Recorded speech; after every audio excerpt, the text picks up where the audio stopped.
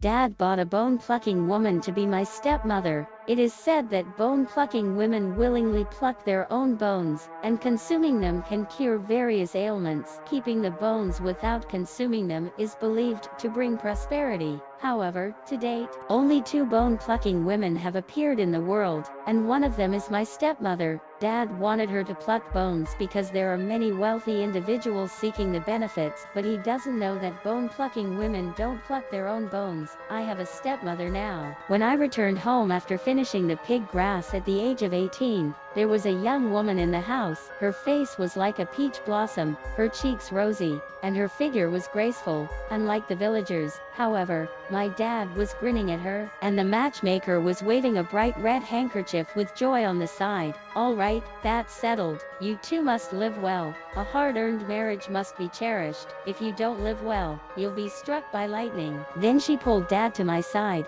and whispered in an extremely low voice, covering her mouth, "This is a bone-plucking woman. It's said that her family already has one placed at home, and they are incredibly wealthy. You know, there's only one bone-plucking woman like her. I've brought her for you. Don't forget to be filial to me. When your life gets better, don't forget me as your benefactor." Dad rubbed her soft hands with thick calluses, smiled affectionately, and handed her a wad of money, after making the matchmaker beam with joy. He also whispered in what he thought was a very low voice, "Yao Yang, I understand. If I become rich and successful, I won't just take care of our little girl, I'll also take care of you. We have a special relationship, you know." Yes, the matchmaker was Dad's previous lover, literally. A lover who crawls through the grass all day. According to them, it means consoling each other but not being able to get married. I used to think she would become my stepmother, but as I grew older,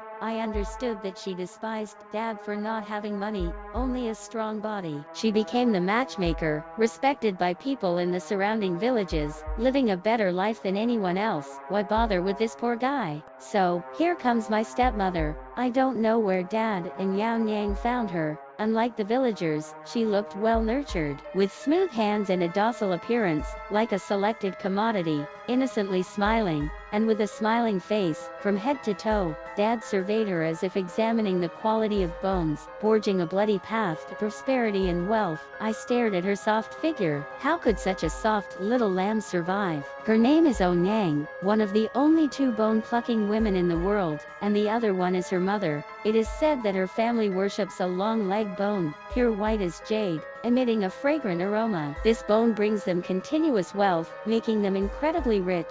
Everyone says she deserves the title of bone-plucking woman, rescuing her family from financial ruin. However, Onang's mother doesn't lack limbs, right? Everyone thinks she has supernatural powers. But when I saw her that day, her eyes were filled with smiles, and all grievances disappeared. Since then, the stepping stones on the road to success have been paved smoothly. Throughout history, money can silence any criticism, rationalizing everything, including Onang's appearance. Dad finished touching the matchmaker's somewhat tender hands, sent her out, and returned with a whip with spikes. He changed his expression, shouted loudly, and lashed out with the whip, hitting Onang's leg, revealing a forest of white bones. Onang screamed, falling to the ground, tears streaming like water. Dad didn't care, lashed again, and his dark complexion slowly changed. Holding the whip, he embraced Onang, the other hand exploring her voluptuous waist. "Onang, now that you've entered my house, you're my wife, understand?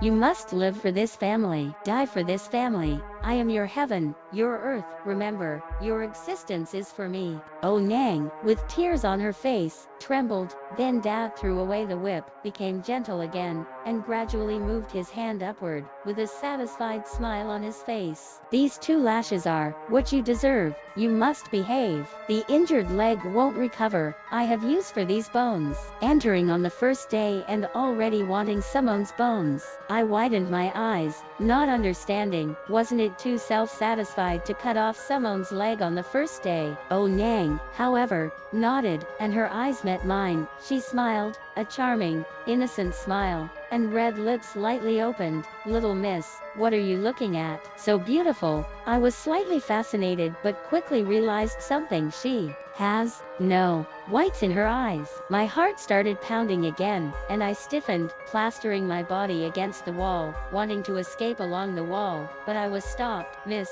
lock her in the witch. When the bones come out, she will be our family's wife. I turned and swallowed saliva, hesitated, but didn't move. Dad's whip cracked down. I screamed miserably. So that's how painful it was. Good, Dad. It'll go right away. I agreed. Step by step, I went over to help Onang, but she suddenly looked at me, her mouth curving up, a smile filled with malice, and red lips lightly opened. Miss, what are you doing? So beautiful. I was slightly mesmerized, and upon closer inspection, why, she has no whites in her eyes. My heart started pounding again, and I walked over, swallowing hard. Onang, let me help you to the witch. Her eyes suddenly glanced at the leg that was no longer bleeding, and she stiffly extended her leg. Then her head turned 360 degrees, and she leaned towards me. Help me.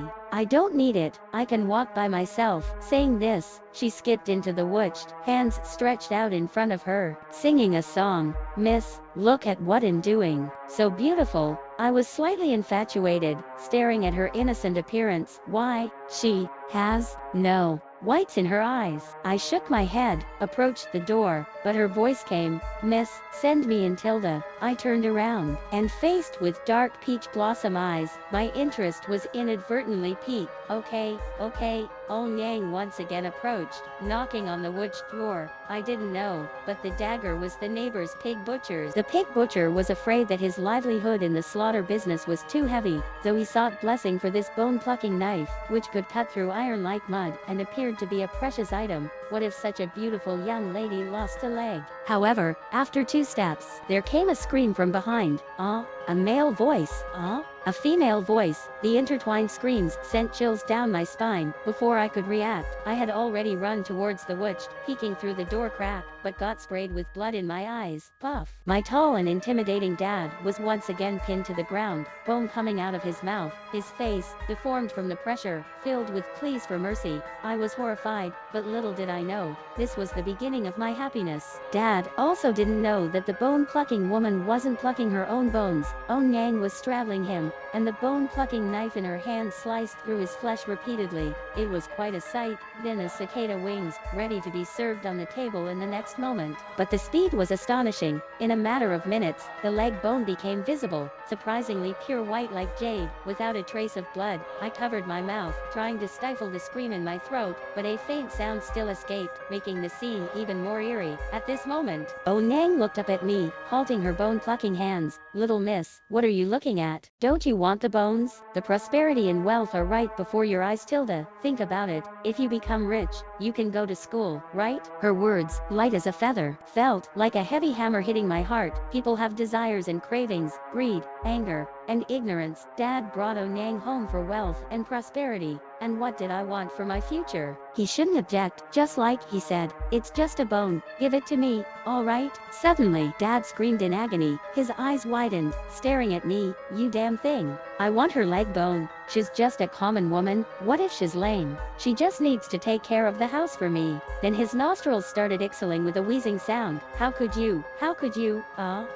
You deceived me, didn't you? Punishment is enough. Pluck your own bones. You scoundrel. Wasn't the bone-plucking woman willingly plucking her own bones? Onang chuckled, tapping his face with the bone-plucking knife that cut through iron like mud. She even stepped on his face with 1 foot. Who told you that? The bone-plucking woman certainly doesn't pluck her own bones. Everything I've done is just a trait of bone-plucking. Tilda, pluck my own bones for you. Are you worthy? As she spoke, Dad spat out a mouthful of blood, and Onang, with disdain, looked at the sole of her foot, then continued to pluck bones. 1, 2, 3, 4. The man on the ground screamed in agony, but no one came to inquire about what had happened. No wonder, in this sparsely populated area, the only 2 households had wives who had been molested by him, creating resentment. I remember the wife next door, with tender and delicate flesh. Dad, however, sneaked into her bath after getting drunk, went into the tub, and when the husband found out, he was furious. Dad said, "It's just a woman, you actually hurt the relationship between us. For her, I really look down on you."